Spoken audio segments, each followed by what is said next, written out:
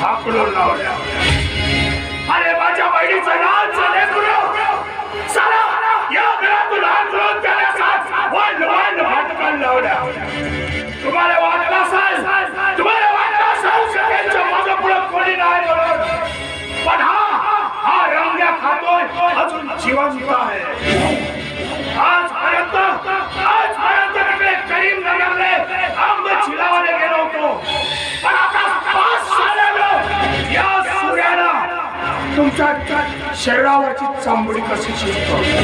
आणि जोपर्यंत तुम्हाला संपवत नाही ना तोपर्यंत नाव सांगणार नाही रंग्या खाते म्हणून.